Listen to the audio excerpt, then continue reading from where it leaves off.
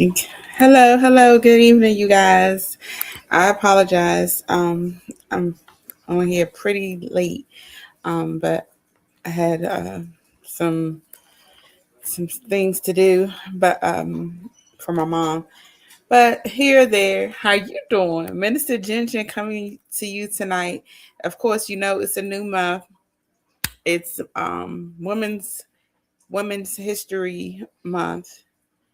Um, but I made it as Black Women History Month.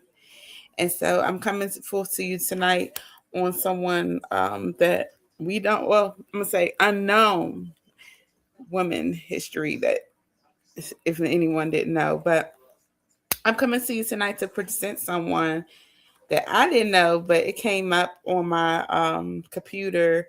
And I thought it was interesting. And I felt like Antoine the other on Sunday um, inspired me. And so tonight I will be presenting well, I'm going to be presenting Lieutenant Colonel Shauna Rochelle Kimbrell. Her name is Lieutenant Colonel Shauna Rochelle Kimbrell. She is the first Black female fighter pilot for the U.S. Air Force, excuse me, you guys.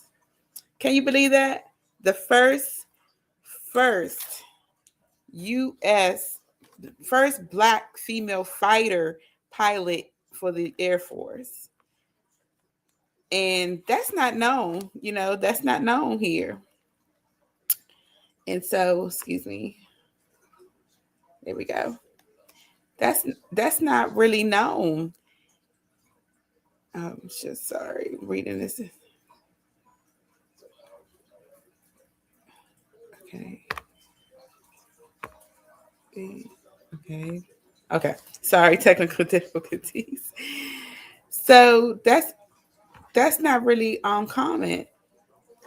And so that was so surprising to me. Like the first Black female fighter pilot, not no regular pilot for airplane. Like we discussed this on Saturday. Not excuse me, on Sunday. We discussed Bessie Coleman, but can we say this is the first Black lieutenant colonel to fly a fighter pilot for the U.S. Air Force? Can you believe that?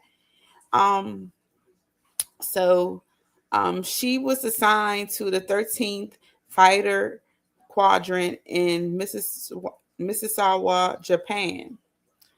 Lieutenant Kimbrell was born on April 20th, 1976 in Lafayette, Indiana. She graduated from the United States Air Force Academy in Colorado, which is so rare, you guys, so rare. So I have some fun facts and to let you know about Lieutenant Kimbrell. Well, she's now retired, of course.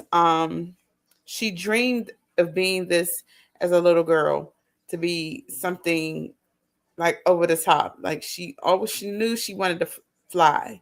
She knew she wanted to be in the sky.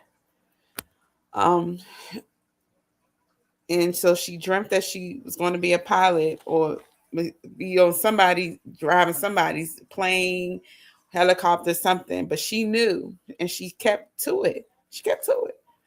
She was deployed in support of Operation Northern and Southern Watch, becoming the first female pilot to combat those missions. First Black woman to be in combat of those missions. She was called to do that, and she's a woman. She was a woman. She's a woman, like this, like out of this world, right? um. So she was rising to become a major, now a lieutenant colonel. She broke many racial barriers, yes. Because again, didn't know. Did y'all know about her? Like I did not know about Lieutenant Kimbrell.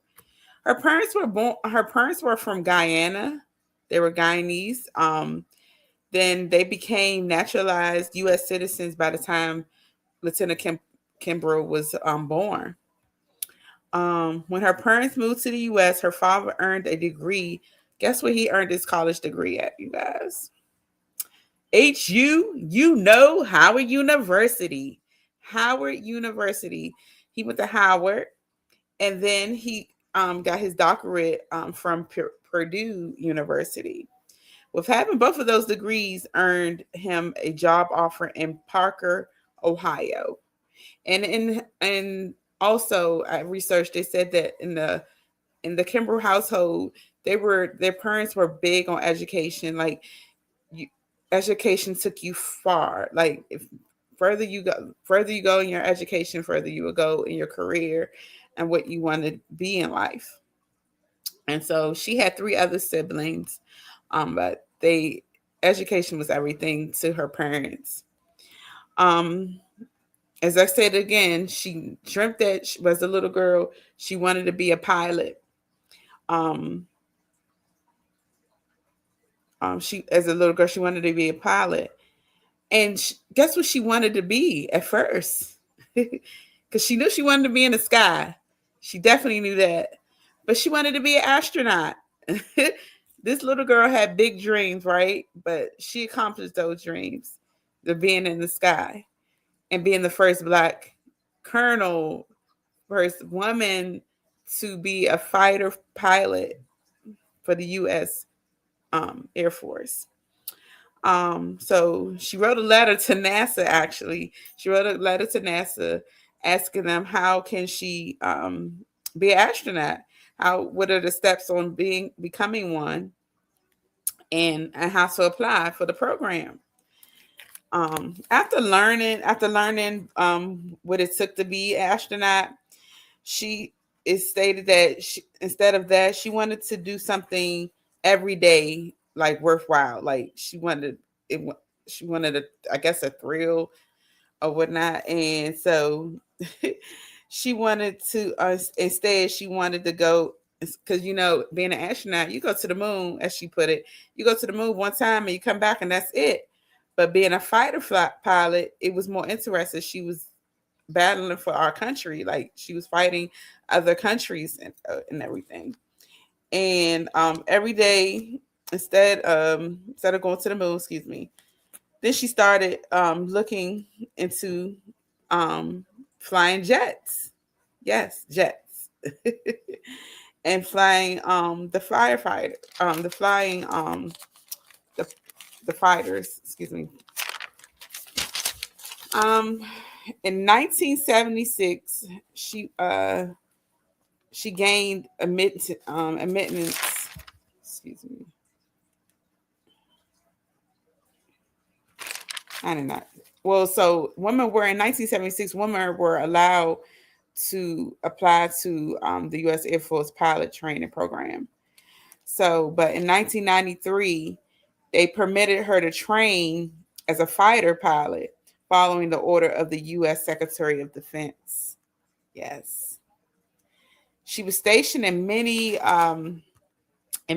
Air Force stations, air bases. Excuse me. That's what they call them. I say Air Force stations and air bases. One of them was the Misawa Air Base in Japan. And I'm sorry.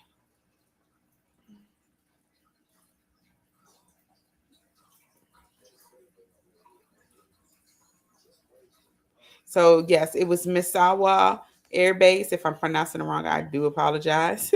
In Japan, Kunsan Air Base, South Korea, Aviano Air Base. Oh, she even in Italy, which was Aviano Air Base, Fort Stewart, Georgia, and now Nellis Air Force Base in Nevada. And she also flew combat sorties in Operation Northern Watch, as I said before. In 2008, she did receive the distinction that she is the first female African American fighter pilot. Right now, she's currently a course manager for the Air Liaison officer course at Nellis Air Force Base, and she teaches pilots how to work with the Army in air to ground integration.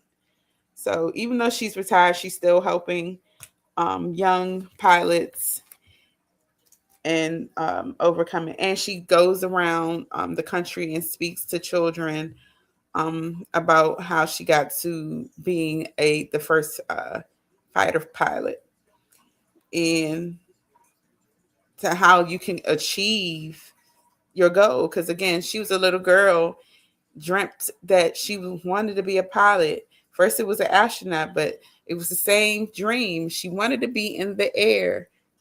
She wanted to be in the air, and she broke a lot of barriers. Like, she broke a lot of barriers because being in the Army, or well, I don't know because I haven't been in, but I feel like in the Army, the Air Force, any of those, Air Force, the Navy, they're more, even because the Marines are more male dominant, but I feel like all of them are.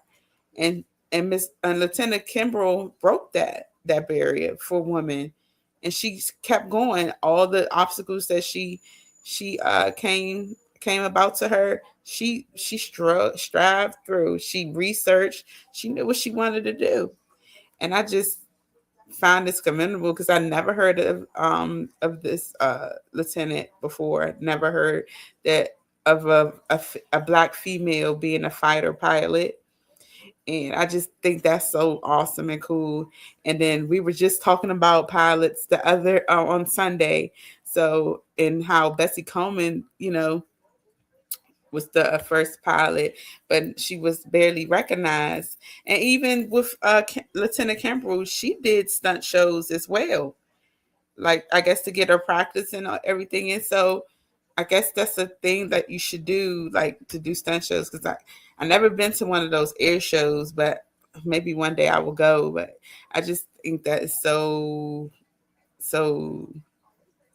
courageous, because Minister Ginger is scared of heights. Like, hi, I'm tall, but like, I don't ride roller coasters or anything. So I guess they feel so free when they're in the sky and they're flying. And she probably didn't even think that, hey, I'm going to be the first black African American. Well, excuse me, I'm going to be the first female African American female to do this accomplishment.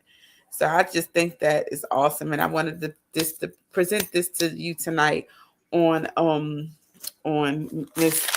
Remember this name, Lieutenant Colonel Shauna Rochelle Kimbrell. Again, Lieutenant Colonel Shauna Rochelle Kimbrell. She was the first black female fighter pilot for the U.S. Air Force, and I hope y'all um, were got some good info and good facts. I don't know if y'all heard of her before, but I sure did. And so I hope I was very informative to y'all tonight. And remember that name, Lieutenant Kimbrell, the first black female to be a firefighter for the U.S. Air Force. Isn't that awesome? Woo-hoo! Rock on, our black ladies. Strong, strive, black excellence. I love it. And so I'm tuning out. I'll see y'all on Sunday, and I love y'all, and enjoy the rest of y'all week, and stay blessed. And I love y'all, and keep our sister Rickenbacker in our prayers as well. So and the family, the Rickenbacker family. I love y'all. Have a good night.